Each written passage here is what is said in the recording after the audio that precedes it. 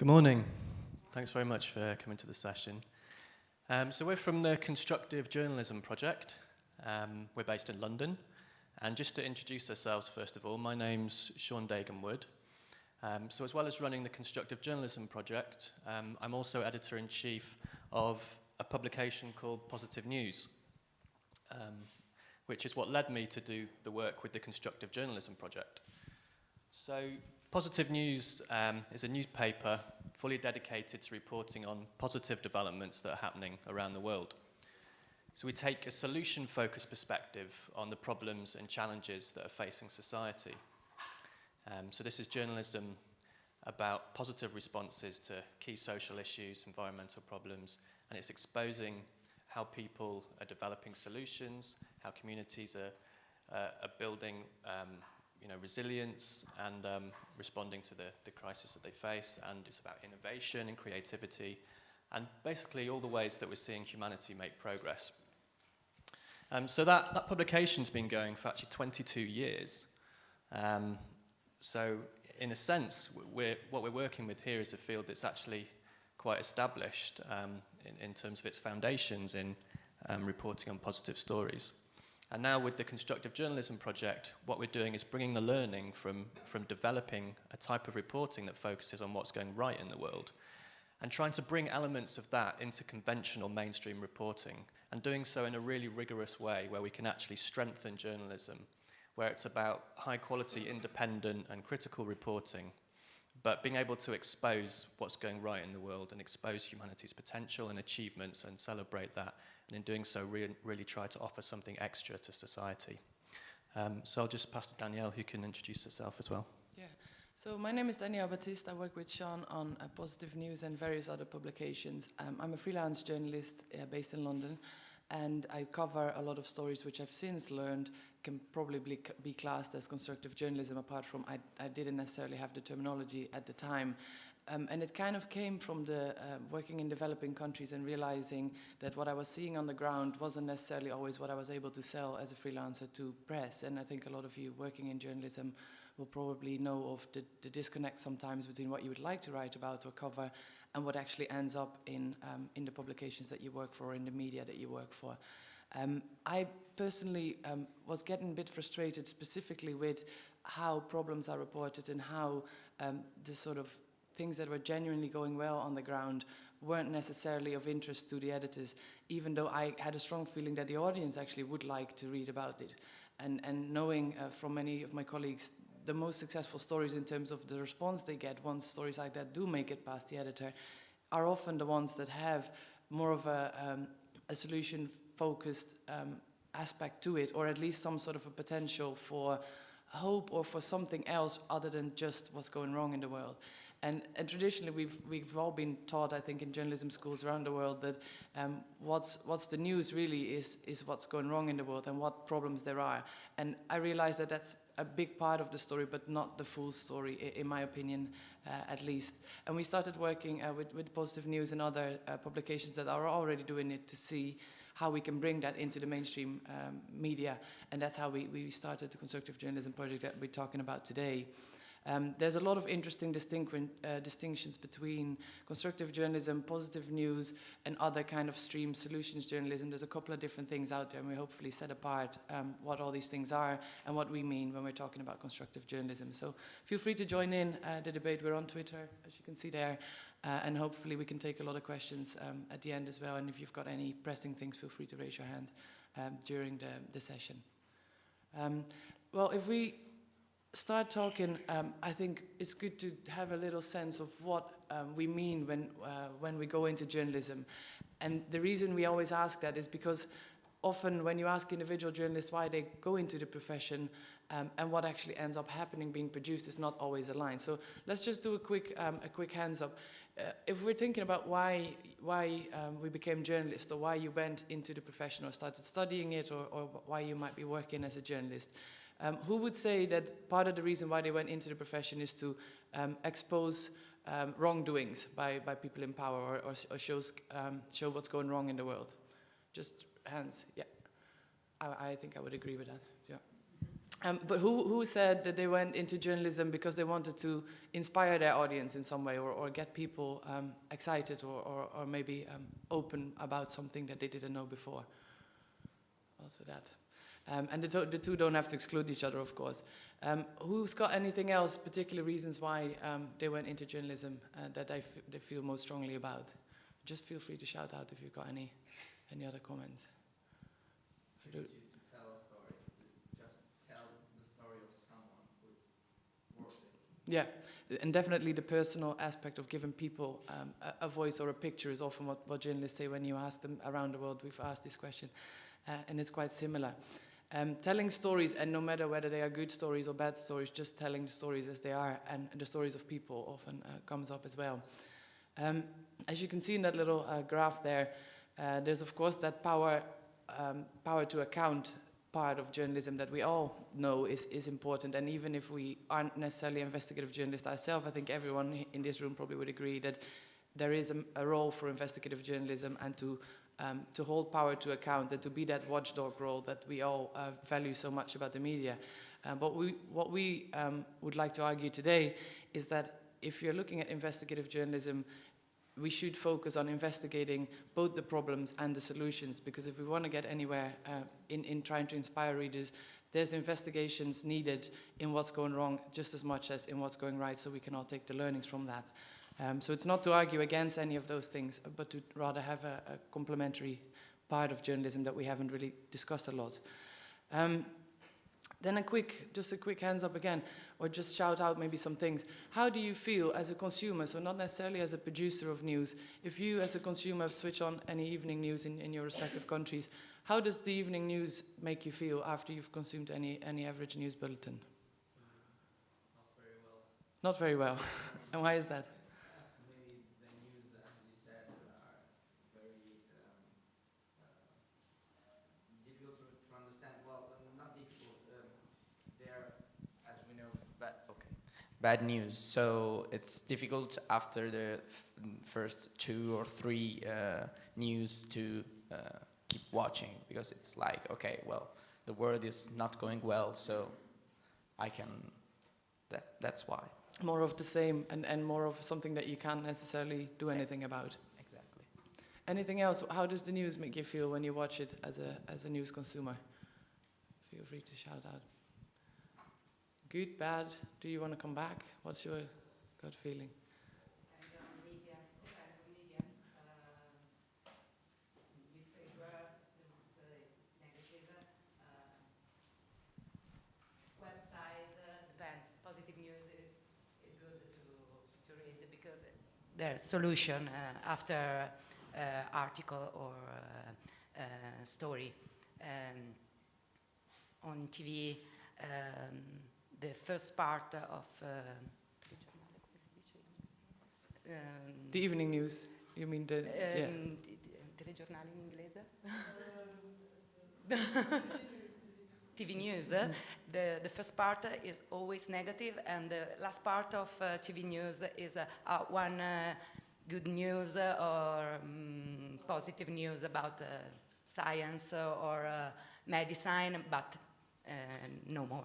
And that's a really interesting one, actually. We'll talk a bit more about that later in terms of how traditional news often has got a package of news that's predominantly negative, and then at the end, there's also a few pandas born in a zoo or something to cheer us up and forget that the rest of the world is all very, very dim and grim.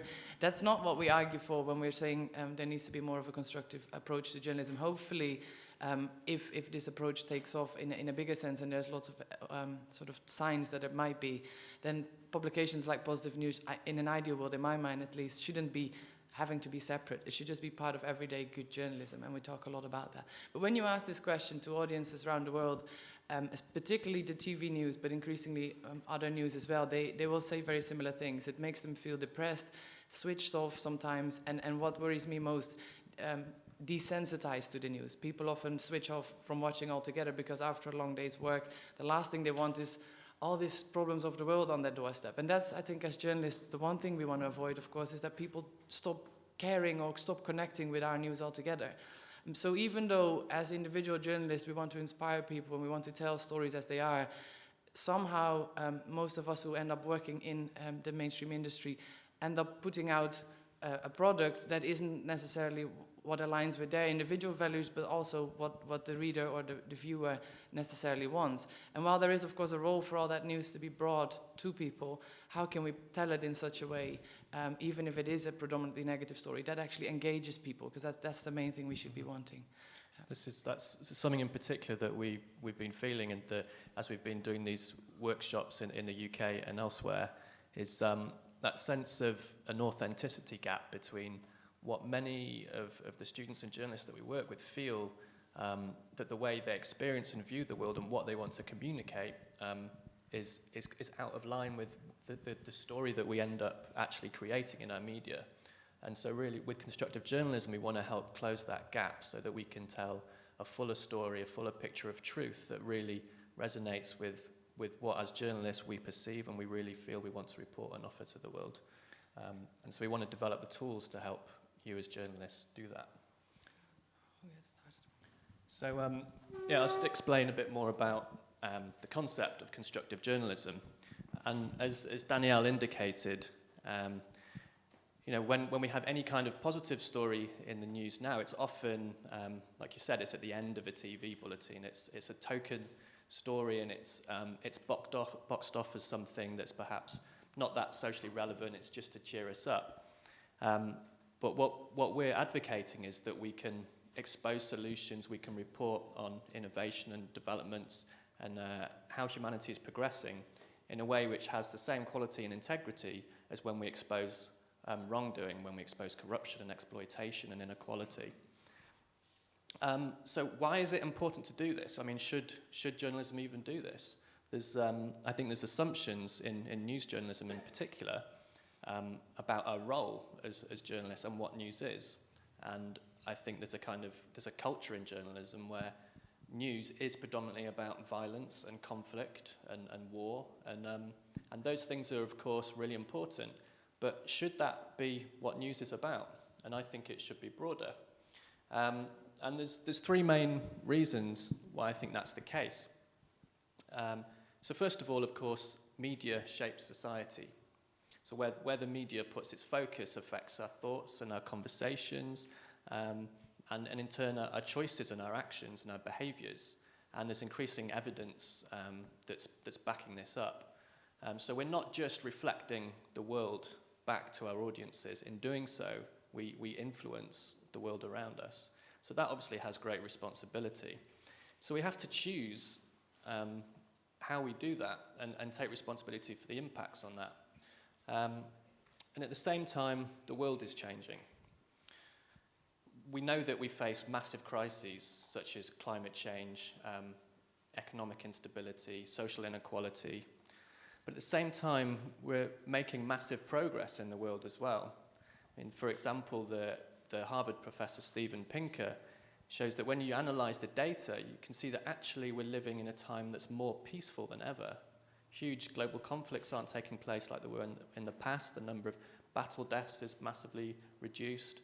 There's just less wars taking place worldwide, even though the nature of conflict is changing. On the whole, we're healthier than ever. There's more democracies in the world than ever. So, on the one hand, yes, there's huge problems and crises, but there's also great progress and there's also great potential. And I think that's something that most of us as human beings acknowledge in our own experience and in the societies we live in. So I would argue that if we want to really serve our audiences and serve society, then we can really empower people by exposing what's going right in the world as well and telling that fuller picture. And the challenge for us as journalists is to do that in a compelling way that really engages our audiences.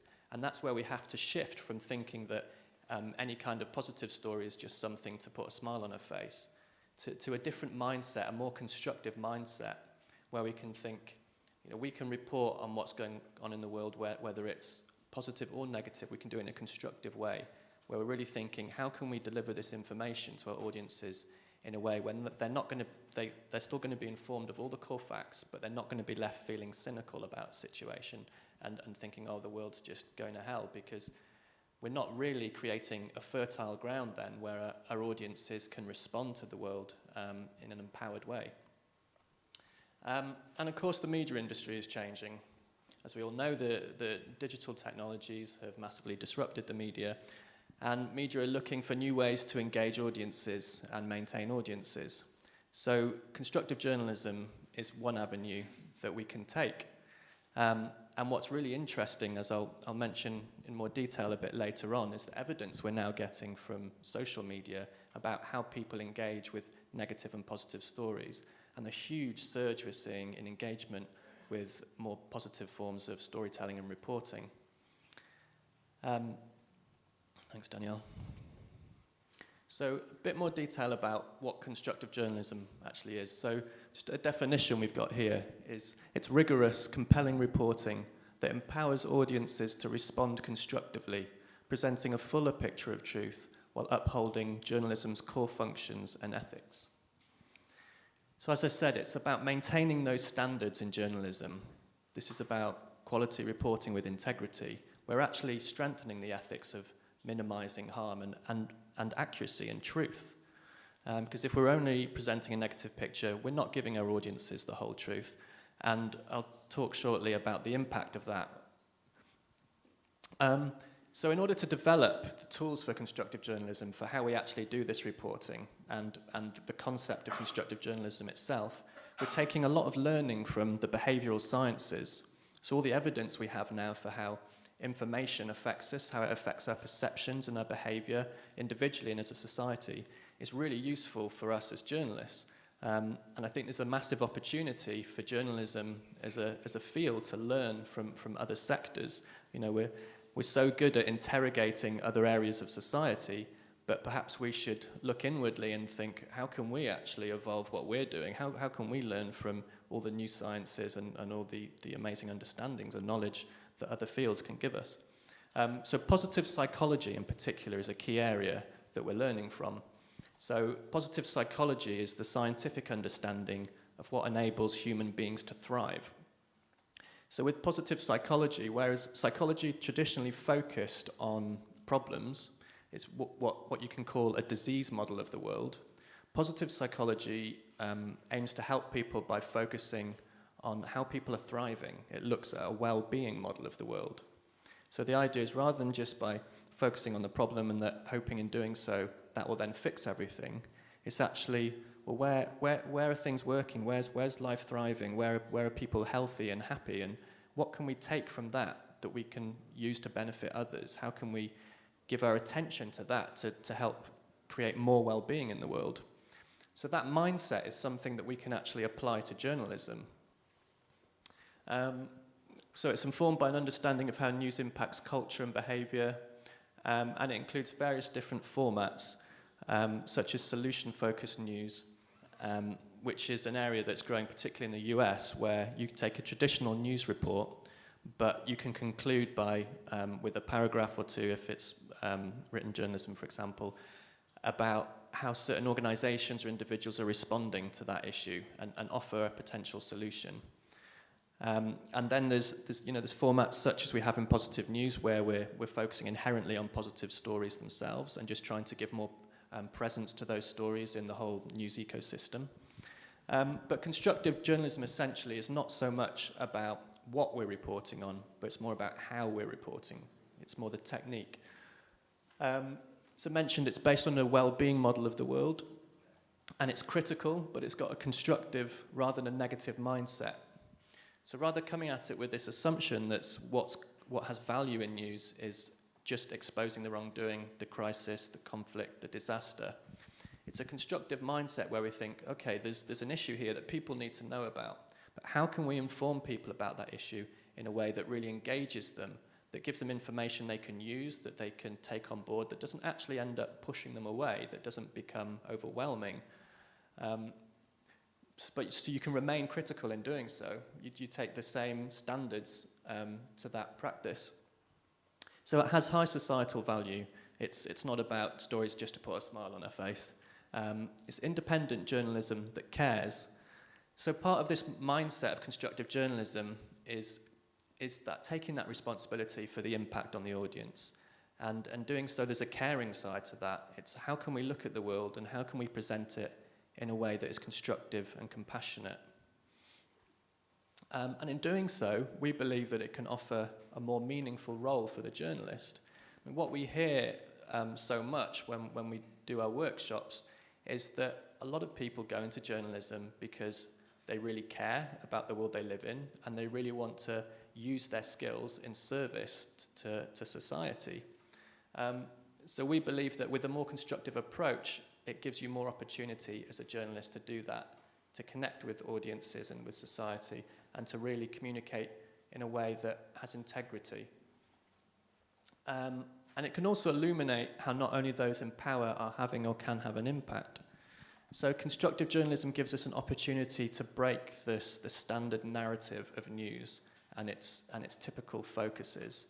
So it's broader than the kind of the main political and economic focuses of the news. And in particular, it gives us an opportunity to expose what's going on at the grassroots level. And we find with the stories that positive news reports, for example, that these are really engaging for readers, because audiences really want to know about stuff that they can connect with, they can get involved in, and ways that they can feel, a way of seeing the world where they can feel, yeah, I can play a role, however small that might be, in creating the kind of world that I feel I want.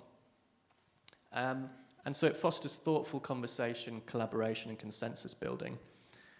There's some interesting research, for example, that was done in the US, looking at taking a story and presenting it in different ways, with a typical kind of negative approach, and then bringing in more constructive elements, and seeing what happened with the comments in response. And with a more constructive approach, we see a much more constructive dialogue in comments afterwards.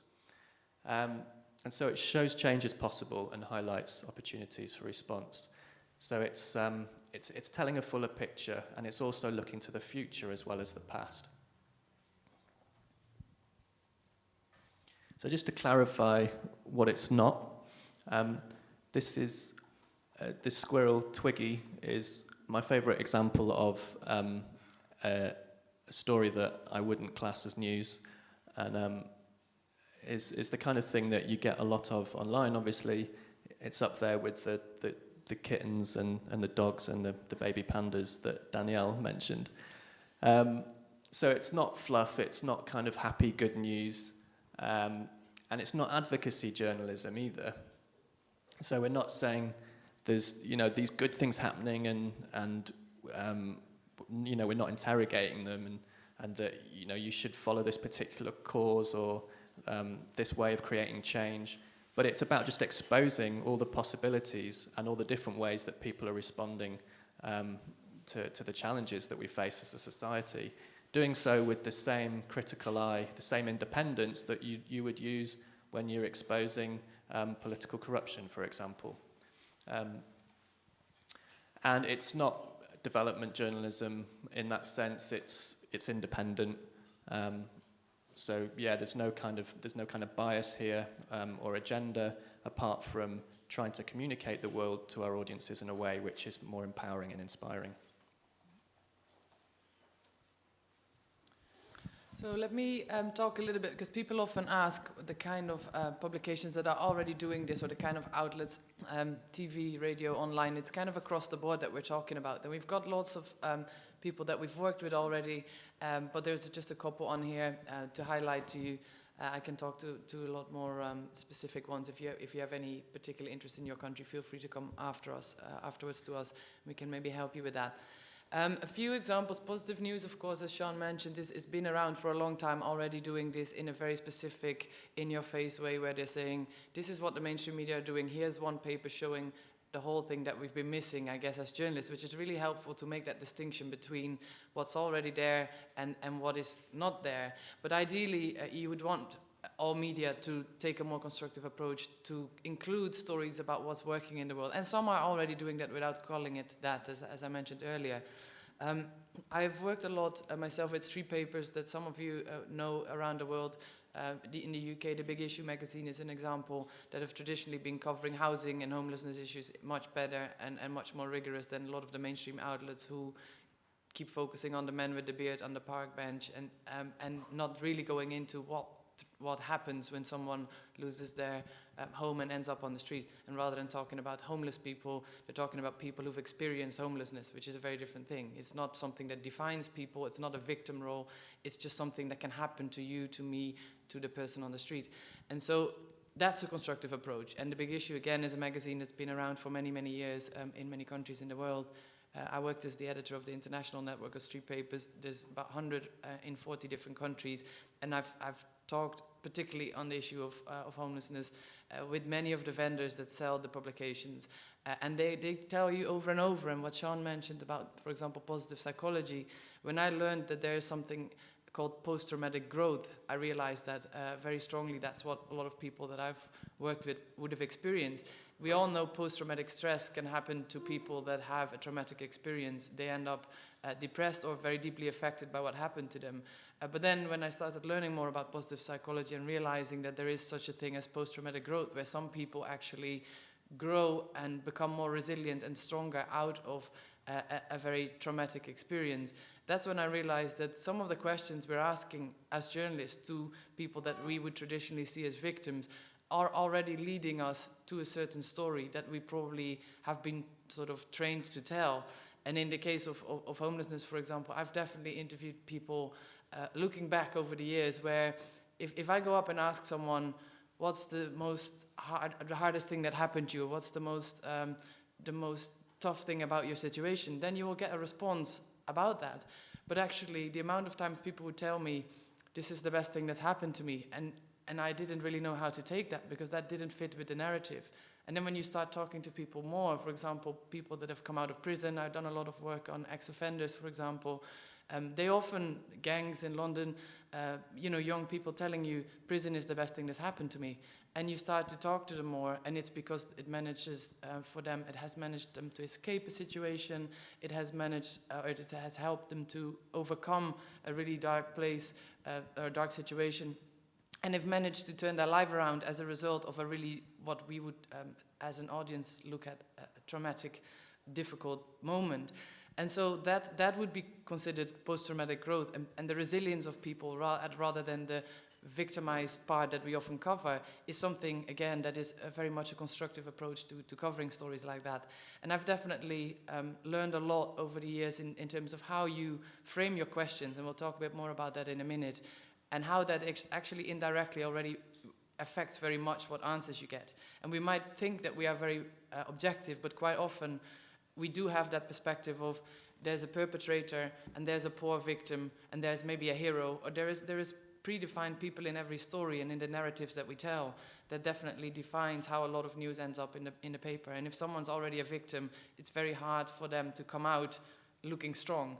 And it's the same in the developing countries where I covered, for example, refugee camps. Again, you're often looking for people, and editors would want you to come out with quotes like how hard it is for a single mother of 4 children in a refugee camp to survive. And yet you see life thriving. It's not always thriving, not for everyone. There's a lot of people in dire straits, but sometimes you see people living on and doing relatively well considering the circumstances. If you look at it, you think, this can't be right. And yet life goes on in places, even the hardest places.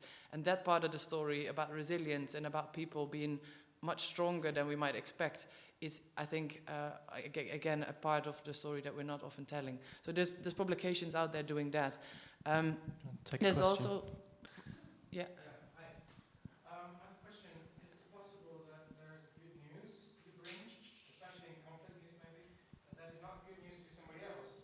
How do you maintain that objectivity how do you maintain the objectivity in that way, in that particular moment?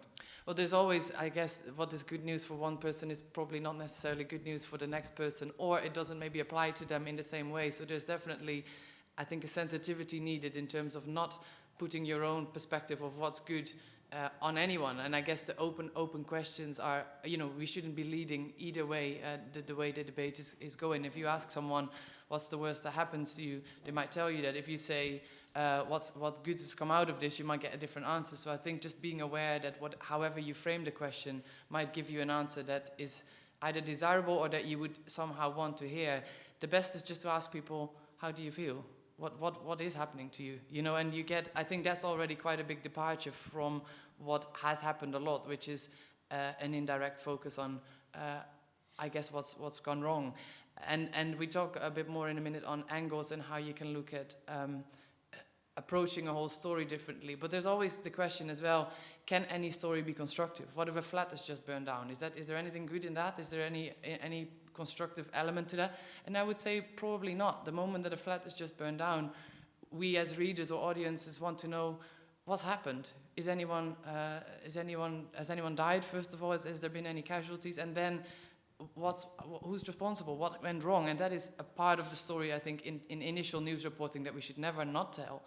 But the question, of course, becomes quite often with many stories later on, what's happened since? We often report the news and then we move on, and we don't really look at the rebuild that might be going on, the most amazing things that people are doing on the ground to change that situation. So an open mind, I think, on what might be coming out of any situation is key there. I think as well, what's quite interesting with that question is sometimes there's almost an assumption that news as it is now is at a neutral starting point, but it's not.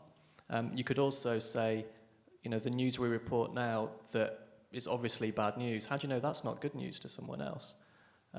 So I think constructive journalism can help us come back to more of a neutral starting point where we actually ask the question, what really is of value to our audiences?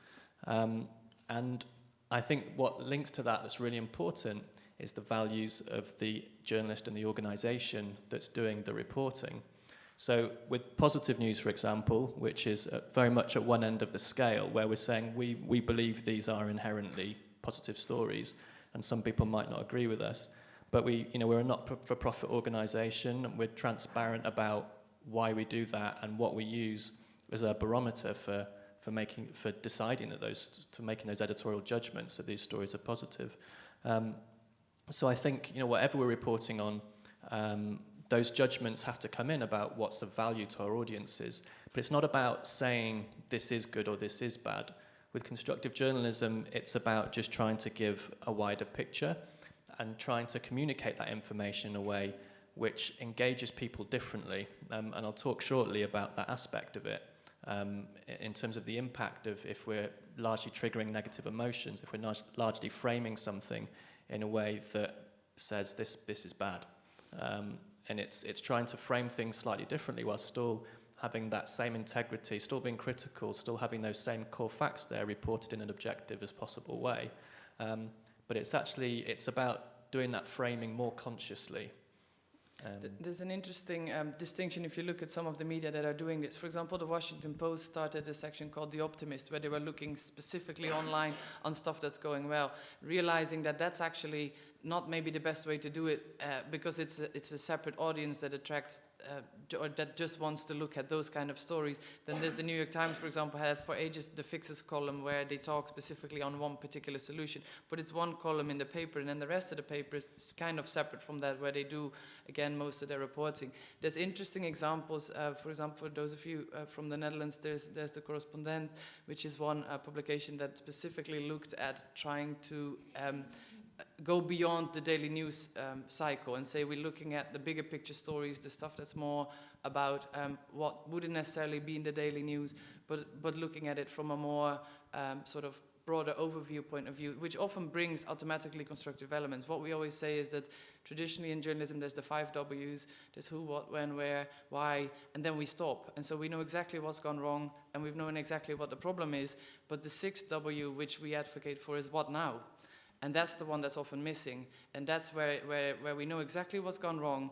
And rather than stopping there, we add a paragraph. So we're not saying do away with the first 5. We're saying add a 6th and also start looking at what could be possible. So traditionally, we would have quite a detective role, I think, as journalists, uncovering exactly what happened. And that's, of course, part of what we should be doing. But increasingly, I think with people already knowing what's happened, because the news cycle is 24 hours and we all have constant access to everything, we can have a much bigger role in looking at what hasn't happened yet and what might be possible. And that again, frames the way we can ask our questions and we can look at. And it's not speculating, but it's looking at examples that are already there that could probably indicate either something that can be scaled up or that can be taken from another country, or examples to look at. So it's not making up solutions, it's looking at what's already out there and taking it a step further, I guess. Some of the newer media, especially the online ones, tend to do a better job at that than some of the traditional ones. But we have examples from around the world. One of our colleagues, Katrin Gildenstedt in Denmark, we work closely with her. She does a lot of work in Scandinavia, where she asked some of the Danish, Swedish and Norwegian radio stations, and there was a specific broadcaster in Sweden that had done audience research on the perception of their audiences on Africa. And they asked a whole lot of questions, just basic questions about how many schools, how many people in education, healthcare, just people's perceptions on Africa. And when they realized, of course, a massive continent and lots of diversity, but on average, people's views were about 60 years outdated compared to the reality on many things, like how many people have access to technology, all sorts of questions. And they took that quite seriously as a broadcaster, saying that means we're not doing our job right. If the average Swede has a 60 years outdated picture on a whole continent, and of course there's nuances within that, but it shows that we're somehow missing part of the story. We're not telling the story of progress that's clearly there. And it comes back to what Sean earlier said about the state of the world versus our perception of it. So there's interesting examples from around the world, but we can talk a lot more after if you've got any specific examples. The one interesting thing to mention is even sort of non-traditional news outlets like the Huffington Post are now looking at this from a very much, I think, largely commercial point of view, which I don't really mind how it's done as long as it's done in my mind, but they're definitely looking at what engages their audiences online. And they have 52 sections, I think, and the two sections that have the most traffic are a section called Good News and Impact. And so they know that this works and that audiences like this stuff. And some of it is still the fluffy journalism that we talked about, but they've started a section now called What's Working, where Ariana herself was actually on a call with us not that long ago to work out exactly how we tell this kind of story and how we move beyond the fluff. So it's interesting to see, I suppose, old as well as more newer media doing this. There's a lot more that we can say. Just one very brief example. This is the Tube in London, and some of you that have been on the Tube in London will know there's massive billboard ads that are all over the underground system. And this is Al Jazeera. I don't know to what extent you can read this, but it's about a woman in Rwanda who's set up a drumming school to get Hutus and Tutsi communities to play together, women specifically. And they show this example, and the line there says, "At Al Jazeera, we believe humanity should always be reflected in our reporting." Now, I reported a little bit myself for Al Jazeera Online from South Sudan, which was splitting up from the north at the time. And that's only a couple of years ago, but at the time, there was still very much the desire of the editors, like I mentioned at the beginning of our talk, to get the landmine victims, to get the returnee camps, people coming back in dire straits. And there was a massive story to be told there. There was 25 kilometers of tarmac in the whole country. The place was not ready for independence. And yet, there were also, even in the situation there, stories just like this, of people doing amazing things against the odds that could really change the way we view that entire country. People were talking of a pre-failed state, which is essentially a state that's already failed before it's even come into being. And that to me was so, the notion of that, I thought, how am I going to start reporting from a country that's already being named in the media as a pre-failed state? We haven't even given it a chance yet, and we've already sort of dismissed it. And so against that sort of label, I had to start my day-to-day reporting, and it was quite hard in some places to get certain stories told. And yet, 4 or 5 years later, this ad is just shows what they now put on, and the tagline there on the right is Al Jazeera, hear the human story, which I find interesting because it shows that they want this as a USP. They put this up to sort of suggest that maybe BBC, CNN, or others are not doing this, because this is not in their internal memo to staff saying we're going to do this. This is them outward-facing a public ad on the Tube, which I think means that they definitely think this sets them apart from others. So constructive journalism starts to become much more of a mainstreamized thing, and also something that can actually, as a news organization or as an individual journalist, set you apart, because frankly, not enough people are doing it.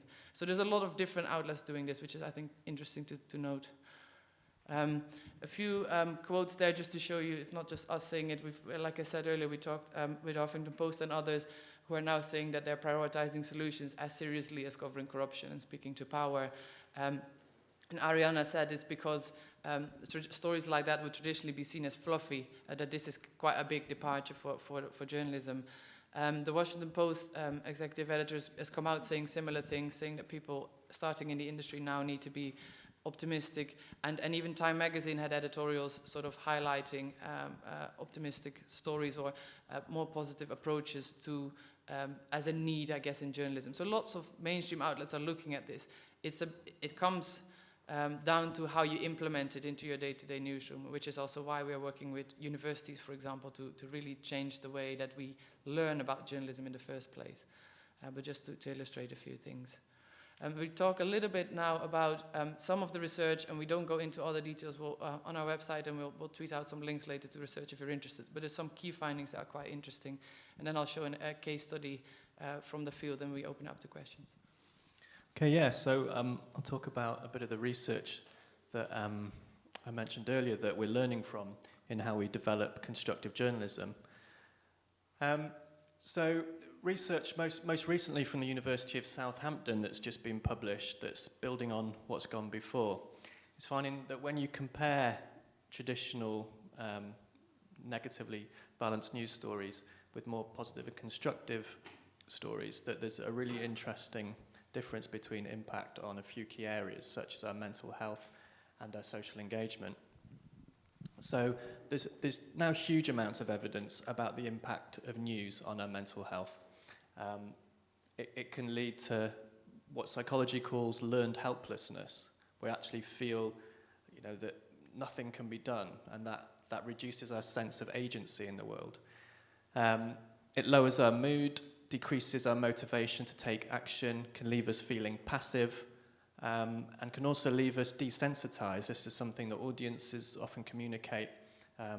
We kind of end up with these stories, particularly around conflicts, that feel like they're just the same story, and that we can be left feeling less able to engage with them and with the people involved in those stories. And I think that's a shame for journalism if we end up kind of shooting ourselves in the foot when we're trying to convey these really important things that are going on in the world, but we can end up with our audiences feeling like they can't actually take it on board anymore. So the theory of change in journalism, that if we just relentlessly expose what's going wrong, that we expose this information, that is enough to empower people to create change, is actually undermined by this research, that it can actually, with certain sectors of audiences, have the opposite effect. So what we're now seeing is that more constructive approaches can lead to audiences feeling more engaged in the story. And it affects, as I said, it affects our mental health, and this then also affects how we engage with others. So because the information and the media affects our perceptions of the world, it affects our perceptions of other people. So negative approaches can actually lead to us feeling less trust in others, whereas more positive approaches can leave us feeling more open towards others. There's actually some really interesting biochemistry which links to this, and to do with what happens when we trigger negative and positive emotions. So often, the media grabs our attention with a negative story because it triggers essentially our stress response in our bodies. Alarming information grabs our focus, and so we're going to read that information. We're going to pick up that paper, and that's made for a good business model, but it has its downsides. Whereas actually, you can also grab people's attention by triggering awe. There's some research from the University of Pennsylvania that found that stories that triggered a sense of awe and meaning actually engaged people the most. And we're really seeing evidence of this online. If you look at something like Upworthy, who are all about trying to trigger that feeling of awe, they're doing it with certain types of content, and it's not really what we're particularly concerned with constructive journalism, but it just shows that approach really engages the audience. The size of the organization now, its growth is phenomenal. So we're also finding that a more constructive approach leads to people feeling more likely to take pro-social actions. So after reading a more positive story, people feel more likely to donate to charity, to voice their opinion, or to take some kind of action on something that concerns them, like protecting the environment. Audiences also feel more informed. And there's some research that shows as well that they're more likely to remember more information related to the story with a more constructive approach. And And one of the crucial ones is that positive stories are shared more. So one of the reasons from speaking to Ariana why she's so concerned with now trying to explore this emerging field of solutions-focused and constructive journalism is, as Danielle said, they're seeing 3 times as many shares of their positive content as their negative content. And of course, social media is increasingly driving traffic to media websites. And of course, we're now seeing a lot of new voices in the media that the digital platforms are opening up. So there's this real opening now for new approaches, and we're seeing positive and constructive approaches really starting to take off. And traditionally, anything positive has been boxed off as something that's not proper news. But now with this approach and with what social media in particular is doing to news, we're seeing a massive opportunity to rethink that idea and see that actually, I mean, something that audience researchers have known for a huge amount of time is that people want more positive stories. They always have. But to date, not many media have been able to offer stories that are in any way positive, but also still credible, also still socially relevant, and also still quality reporting. So Huffington Post is just a great example. They've announced a global editorial strategy called What's Working to focus on these kind of stories because they realise that it engages audiences, it's what audiences want, and it can also be really good journalism. So some other key findings: people prefer positive stories, but negative stories grab our attention slightly more. So we do have work to do as journalists if we want to communicate this information about possibilities and positive change in the world. And also the research from recent research from the University of Southampton, one of the really interesting findings was the qualitative research it did where they talked to a lot of people in the industry. And they found that people are unaware of a negativity bias. Like I was saying in response to a question before, we're not at a neutral starting point. There's assumptions about what news is, that it has to be crime, violence, and conflict on the whole.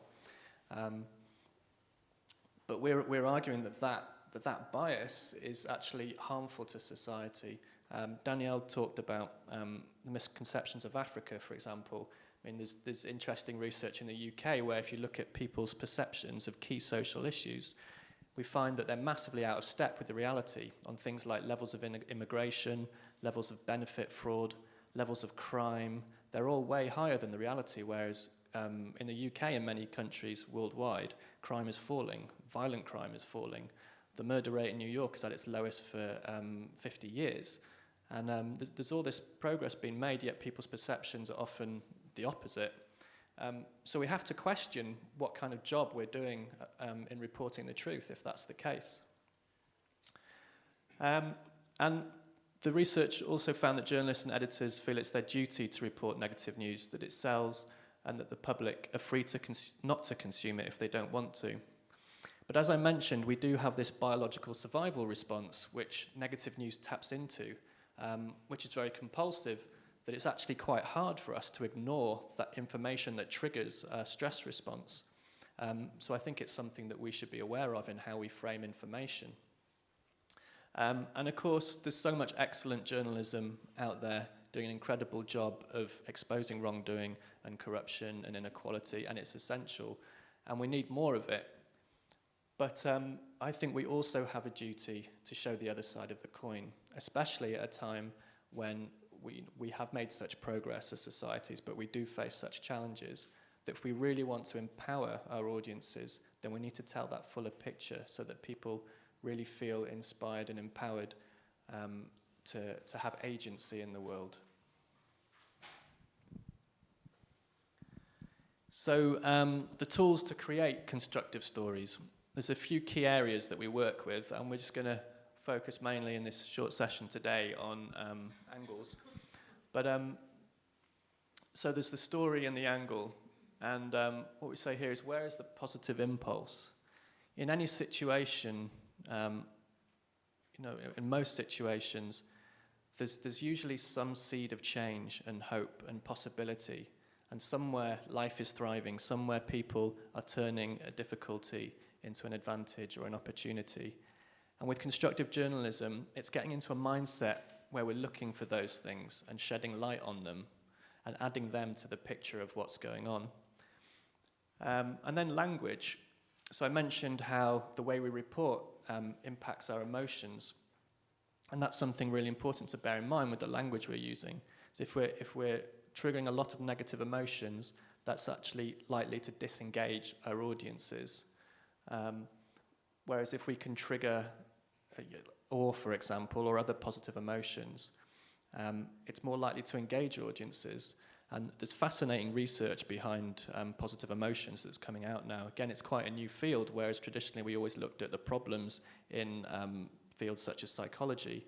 Now we're finding that positive emotions actually broaden our awareness. They change our sense of, they shift our sense of self beyond just a narrow focus on ourselves and our own survival to a wider focus on the collective. And positive emotions are what foster creativity and innovation. So they really drive civilization forward. And then the interview. So ask constructive questions, as Danielle mentioned when talking to homeless people. So she was finding that their experiences weren't just about being victims, and there's some amazing stories out there, if you ask the right questions, about how people have grown from traumatic experiences, which I think is something common to humanity. And in doing so, there's a lot that can be shared and people can learn from when we realize how people build resilience, how people turn situations around, individually or collectively as communities and societies.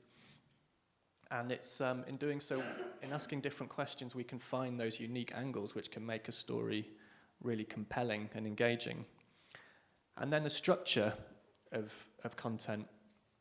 So something called the Peak End Rule, developed by our colleague Catherine Guildenstead in Denmark. This is quite interesting because it learns from research about how we remember information, which is that we often remember things at their peak, their most intense, and how they concluded. And we can bring that understanding into how we structure an article. So we can include a positive element within the middle of the story and really expose something that engages people in a positive way. And then we can conclude by looking at a potential solution, some way that some person or group is responding positively to a situation. So if we take homelessness as an example, if we're reporting on a situation of homelessness in a local community, we could report how the issue is getting worse, how that's affecting local businesses, for example, and the citizens, how people feel about it. But then maybe in the middle we could have a couple of interviewees and we could take a homeless person who's managed to get out of that situation, how they now feel, and how maybe now they've got some work and they might be helping other homeless people, and they're trying to turn the situation around. And that will then engage us in a different way in the story, while we're still having those core facts in the story. And then at the end, we can look for a potential solution in terms of we maybe look at a community elsewhere where they've managed to turn their situation of homelessness around completely, and maybe they've created a social enterprise where loads of homeless people are now working and earning an income and feeling part of the community. And we could say, this is happening here, but perhaps that's something that could be implemented here, and then there might be multiple examples. And just bringing those things in, you can still at the same time, you can still have a headline about the situation being dire in that community, but it's broadening the picture and it's engaging people in a different way.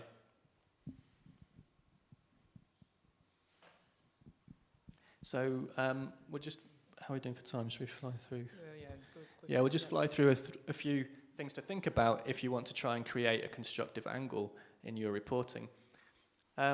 So where is there a constructive development in response to a situation? Who is solving what and how? Who's thriving and happy? Where is their resilience? Where is their creativity, passion and innovation? Who has grown, experienced post-traumatic growth and changed their life? Where is their connection, cooperation and collaboration? Where are new possibilities, ideas and vision being explored?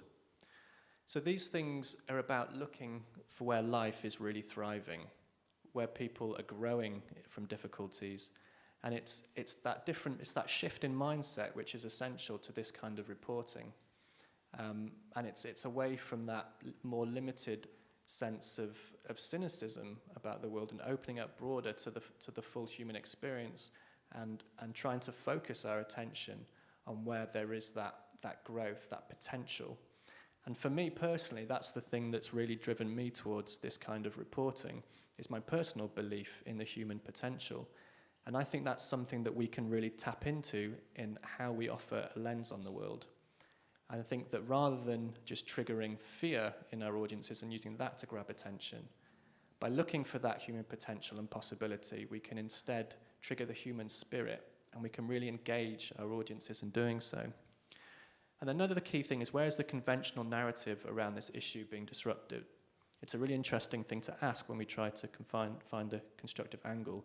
Is rather than automatically falling into the same kind of angle on a story that we're used to, that might just come to us naturally from telling those kind of stories previously, it's stepping back, looking at the bigger picture and thinking, what's going on that's different? Where is something new being done? How are people responding differently? And where are the possibilities that might be scaled up or learned from? I'll show one example, and that's definitely the example that Sean gives about where the conventional narrative is being disrupted. So having covered a lot of these bigger picture issues for many years, you definitely notice, or at least I've noticed, the same old story with a different report or different stats coming back. And I want to give an example and looking also at what has happened and what potentially still could happen in terms of covering that. So here's a story I covered last year for a variety of outlets, and I managed to sell it around the world in quite a few countries afterwards. Picture the traditional story first, which is the one at the bottom. I didn't write that particular one, but it would be a classic example of where I normally went in, looking at a story about education. Now, this is a story about, traditionally, a report has come out here, but it would be covered in that way in the UK particularly, but in other countries for many of the same issues too. It's things like education in crisis. Already the language, as Sean said earlier, it's important to look at things like disturbing, inequality, crisis. The headline already triggers that alarming view that we always that we often have when covering a report. This is a particular report about come out in the UK about the inequality in the school system, which, as some of you might be aware, is huge and has been huge for a long time. I've covered that story for quite a number of years, and I'm getting more and more frustrated with realizing that it's the same story again. We still have massive inequality in education. We all know this. The country's getting wealthier, but the wealth is not distributed, and the gap is widening, and we can't really seem to get out of it. And yet, actually, knowing people working in education, there's some amazing things being done. They're just not necessarily reported, and they're not scaled, and there's reasons for that. But then I found this one example of a story, and I just want you to picture the scene. It's you can read the full story later if you're interested via that link. This is a classroom in Lewisham in London, which is quite a poor area where the schools would traditionally, a lot of the state schools would be classed on the bottom of the ladder in terms of performance, in terms of parents being from quite poor backgrounds, children not having English as the first or even second language, and a lot of the classical issues that would come out in a story like that, as these are the kind of problem schools we're talking about. And here is, in the middle of that classroom, full of 7 or 8-year-old kids, I walked in this classroom to find the entire class sitting around a green blanket, as you can see in that picture on the top. And there's a green blanket being rolled out in the middle of the classroom, and all the kids have pushed all the chairs to the side and are sitting around this blanket. And in comes a mother, a local mother in the community, with a tiny baby on her arms, and the child has a t-shirt on saying teacher. And I thought that was quite cute, and I kind of was a bit worried, thinking this is traditionally the kind of fluff story about a cute little baby that I'm not trying to cover. And then I realized what was going on. And so they put this baby onto the blanket, and they sit around it with all the kids. And you can see the more sort of bold children running around talking, not being interested. And then the mother goes around showing the baby to everyone. And you can just see them looking slightly, where's the baby coming? And it goes past every child. And then even the most aggressive bully kids, as the teacher later described, somehow break open. When this child is held in front of them, they smile back. And there's a very split-second moment where they actually engage with this kid maybe differently than how they've been engaging in the classroom generally. And then after that, they sit down and they just observe this baby for an hour. And so the child starts crying, and the kids will ask things like, why would the baby be crying? And they ask the mother, and the mother says, maybe it's because he's hungry. And the kids say, maybe it's because he's, well, one kid was saying, maybe it's because he's angry because he can't talk yet, and he's trying to make us feel that, he wants to say something, but he can't say it, so he's getting at the fact that the kid might be frustrated. And anyway, they go on like this for an hour. And what they're obviously doing is, it's a mini lesson in empathy. They're learning to put themselves in the baby's shoes, see how he's feeling, and then relate that back to themselves and thinking, am I sometimes crying? And they ask the mother, do you sometimes cry, and why would that be? And they have a conversation in the classroom guided by a volunteer that comes in. And what happens the week after is they take all the observations from that classroom and talk more thematically about things like safety, communication. They have a different team every month. And the baby comes back every month, and they look at the progress. So they say, oh, last month the baby couldn't roll over, and now he can, and why would that be? And it all looks quite innocent. But what was most interesting for me is I was talking to teachers at the time, as well as parents and children even involved in the program. And what turns out to be the case is that 1 hour a week does something much bigger. They've worked out, this program has been going in Canada and other places for about 2 decades now, and they've worked out over time what's happened to these children that have had this program. And first of all, bullying goes down, aggression goes down, classroom dropouts goes down, but most importantly for people in funding roles and governments is that actually academic achievement goes up. And I asked teachers about that, and I said, how can a baby in a classroom make people perform better academically, 7-year-old children? And they say it's very simple. Unhappy kids cannot learn. We just need to make sure that they feel confident and comfortable in their own skin, and we can put them in front of as much maths and English lessons as we want. But if there's stuff going wrong at home or in the rest of their lives that we're not addressing, then academic performance cannot really happen. And it makes a lot of sense when you hear it that way, but I hadn't really necessarily added up the two. So this sort of lack of empathy then, as I started looking into it, has been listed by many governments around the world when they have independent bodies looking at what's wrong with education. President Obama spoke of an empathy deficit in the US and saying that's one of the biggest reasons a lot of social problems are there.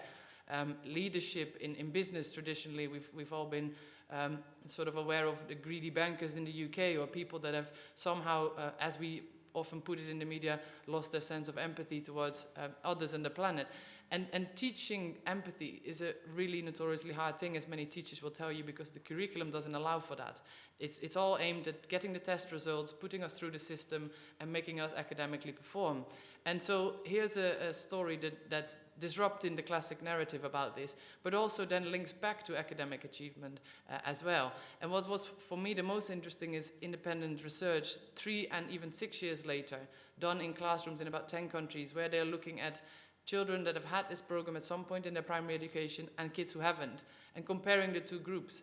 And they're doing better on all levels, even many years after they've had the program. So there's a lot of evidence coming out now to show that a fairly simple intervention like that can do things, and it's more than just anecdotal. One of the teachers did tell me in the classroom an example of a small child that brought it home for me, and that I put in the story later on, which was, she explained to me how one of the kids in Lewisham, after the session about crying and the baby's behavior, and looking at the baby that happened to be crying, and he said, they started talking about when he last cried, and he opened up to the classroom to share that he last cried when his grandfather got shot. Now, this is the kind of thing that the teacher was not aware of.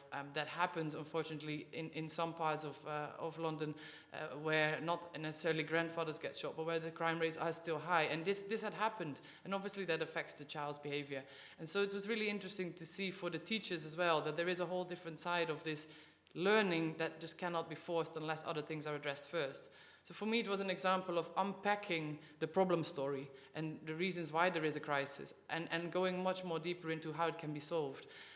So whilst I was still quoting all the figures, even though lots of people already know them, I managed to focus, not just for Positive News, but for many other outlets, on that part of the story, and the fact that 1 million children have now had this program around the world, that there's already a lot of evidence showing that it works, that it's a fairly cheap intervention because all the babies and the mothers come in for free. It's a voluntary, an NGO that runs this. And it's a gift to classrooms. So it was a great example, I think, of an all-round story that shows a different side of education. And there's a lot of stories like that. When you look at the frames that we discussed earlier, where is the classic narrative being disrupted? Where is somebody doing something to fix something? And it's not up to me to advocate for a certain solution. I wasn't going around to say that this is what every school should be doing. It's me simply investigating, as I said earlier, the solutions as strongly as the problems. I came in quite skeptical. I'm quite a skeptical person, which I think is what a lot of journalists have.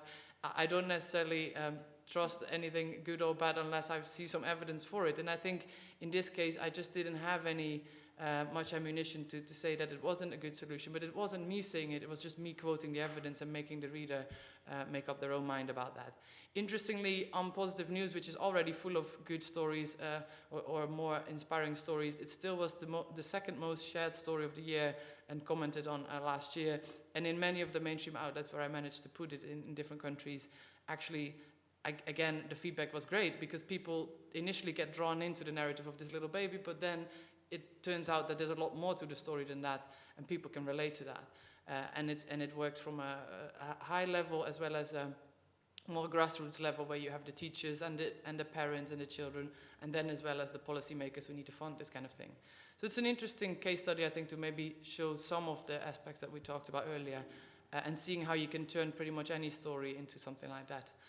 And again, I'm not saying that the bottom version of the story shouldn't be reported, but I'm pretty sure that had we put that up on Positive News website, it wouldn't have had the second most shared story. So it's all about trying to get the audience in and making them understand what the problem is, but going one step further and doing that 6W that we talked about, the what now and can we do something here. That's an example there, right? If we've got a bit of time left. Yeah. Does anyone want to ask any questions or comment on this example or other things? Feel free to get a mic or a shout or whatever is handiest. I don't know if there's any mic going. Do we need to? Just shout out and they will come. Oh, they will come over. Yeah. And I'd like to tell you an example here in Italy that is a special section of the quality paper Corriere della Sera that is Corriere Sociale. Yes, because it is about good news, charity, third sector. But yes, the feeling in this case is that it's something like beside stuff. Yeah, because if you separate this stuff, positive stuff, from the other news, really for me, I agree with you, is something like beside. Yeah. So it's only to tell you that they cover really interesting stories, but is a special section of something that doesn't work. Yeah, I think this is what we're really seeing, and it's really very recent in the past 6 months. In particular, is this shift where the concept of constructive journalism has started emerging. So, it's an amazing time to get into it. Is that move away from that separation of anything positive being in its own section? And I think that has an important place. What we do with Positive News has had an important role in bringing these stories to attention and being an experimental ground for how we can report on those kind of things. But the future really is about constructive journalism, about integrating those stories into our everyday reporting. And that's now what we're starting to see media companies become interested in. And all around the world, a colleague who we mentioned before, Catherine Guildenstern, has just got back from South Africa, training Times Media Group there. And she's been doing so recently in Sweden and Denmark. There's national broadcasters interested in this. On the most recent workshop we ran in London, we had people from about 6 countries fly in, working for broadcasters and papers at a high level who are interested in how we can bring these techniques into our everyday reporting, because I think there's an awareness growing that in doing so we can strengthen our reporting. Also, it's not always in sight. Just to share, I'm a freelance myself, so I always have to make sure that I sell it. And I think if I discarded all the mainstream press, I wouldn't have half the work I do. So on the one hand, cover stuff particularly for sort of niche publications like you mentioned, or specific sections where I know it probably will have an audience. But also the other half, at least the half I would say, is into any other media. And freelancers often ask me, do you actually sell stuff as being constructive stories? And I don't, because it's not really a known concept, and also it doesn't ultimately matter. Interested editors just want a good story, and they don't care what is called constructive, positive, negative. That story of the baby is just an example of a good story, and it's a story that they haven't heard before. It's something novel, it's got evidence to back it up, so I just pitch that as I would pitch any other story. And so sometimes that ends up in mainstream press, but the problem then is, where does it get put? And online it's quite interesting, because that whole sort of hierarchy goes out the window. In print it might have been on page 23, but online, once it gets more shares and likes, and when it gets found through social media, it gets higher up, and sometimes they then realize we need to put this on the front page. People like this stuff. So it's interesting for me. It's more of a level playing field now, where even 3 weeks later the stories start to have a second life once it gets discovered.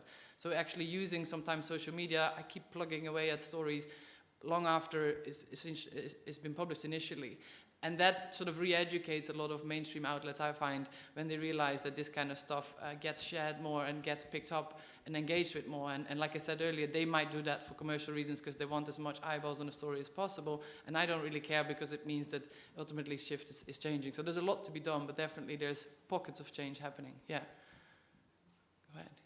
Hi, I just wanted to ask, because you talked about showing solutions, but also not doing advocacy journalism. So how do you differentiate between showing what can work and then avoid saying, this is the one thing you need to do to fix this problem?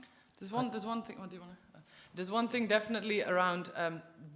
The solution is not there. Like I said earlier with the example, sometimes you start to look at certain interventions and you realize actually this is not going to work, because it's maybe too expensive, or there's no way this can be scaled up, and it might be brilliant in one tiny community in Norway where they have loads of money, but that's never going to be the solution all over India. Or I'm just giving an example, but ultimately it's not for me to decide, or I think for any journalist to decide what's the right solution, so to speak, or even if there is one. But if you investigate any sort of potential solution or development with the same scrutiny as a problem, you can quite easily just leave that neutral and say, this is what's out there. That's, I think, where your role stops. And sometimes it might be the evidence is so convincing that the reader or the audience makes up their own mind. But I think you move to advocacy when you start saying, this is what the solution is, people of the world, as a preaching kind of way. And I think that just like you shouldn't be saying, this is what the only problem is, you just put the information out there, and in that sense, by reporting on both sides of that, I think you sort of leave that open. There's definitely examples of journalism where, in development sense, for example, there's a lot of government money, and there's Bill and Melinda Gates Foundation, there's many others, and there's Guardian Development Network, where there is, the head of Sight Savers saying, how you should save river blindness, use our intervention model. And then it turns out that the whole story is written by the CEO of Sight Savers. There's a lot of that out there, and I think we have to be very wary to see that for what it is, and it's not independent reporting. I don't think I agree with you. And I mean, it's I think that what I often feel, which is very understandable, is there is a fear around reporting on anything positive or solution focused, because of course we have that integrity to truth, and we don't want to feel like we've been hoodwinked or taken advantage of or got it wrong. And that's why it's very easy to stick with just exposing the wrongdoing. It's easier to stand back and say this we can just be hypercritical of this. But in doing so, you're missing something. And so I think it's, as Danielle said, it's about, you can look at a solution, you can still get multiple sources, multiple perspectives on it. You can interrogate that potential solution. You can find the evidence. You can look at the data. And you can bring all those things into your story, and you can look for multiple solutions, and you can frame it in a way where you're just showing a problem and a response, and it doesn't have a narrative of saying this has to happen, but it's like, look, this is what is happening. This is a fuller picture. You make your mind up about that. Couple of questions. How long will it take to change this mentality, the actual journalist's mentality? And the second one, of course, there are also bad news, and those are news, of course. So how do we manage to balance between the positive one and the negative one? I mean, a terrorist attack or something like that. So the first question, how long will it take to change? I don't know. I think it's accelerating massively because of the kind of conditions I mentioned, just with the kind of issues we're facing in the world, but how the media is changing. And we're actually seeing a shift across other sectors of society, which I think is really relevant to what's happening in the news. For example, positive psychology, which I mentioned, where that field is looking now at a well-being model of the world, not just a disease model. In another example, business management theories there are moving towards more positive ways of engaging employees and so on. It's a part of a wider shift in a kind of social consciousness. But I think what's a real problem is with hierarchical institutions, larger media organizations, where the journalism culture is so ingrained and it's so caught up in our identity as journalists. Being a good journalist is so much about reporting the wrongdoing. And to move into your second question, that will always have its place, it's essential. And as I said earlier, that we need more resources for that.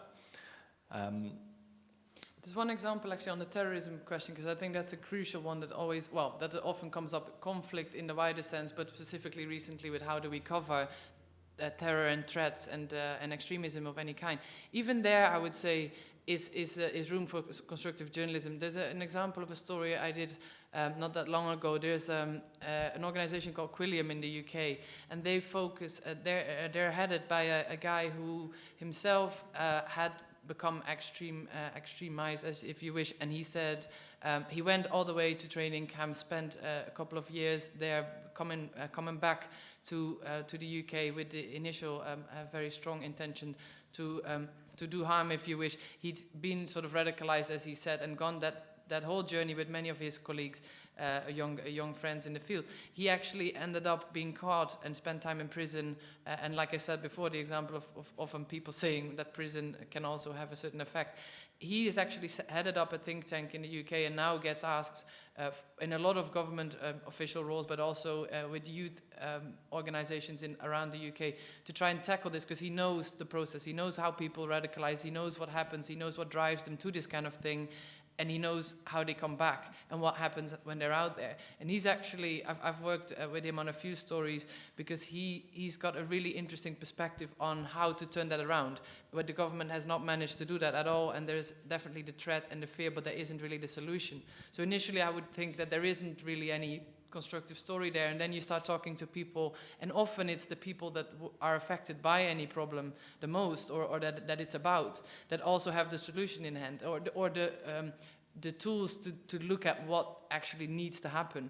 So even conversations with him and others, they've set up a massive organization now in London, but there's other examples like that, where you think, here's someone who can actually speak constructively about this, because they know, and we're going way beyond the here's the good guys and the bad guys kind of conversation, and touching upon the very issues that drives people towards these things, and how we can then start to tackle those from a younger age, and have an alternative narrative, as he always calls it, that is more appealing than the one that currently attracts them to go out and do these kind of things. So there's examples, I think, even within the more serious stories like that, where you can still say, here's a side of the debate that just hasn't really been covered. And I often think it's the non-conventional narrative, again, that thrives. But I fully agree with you on the other points. And of course, it should never be forced.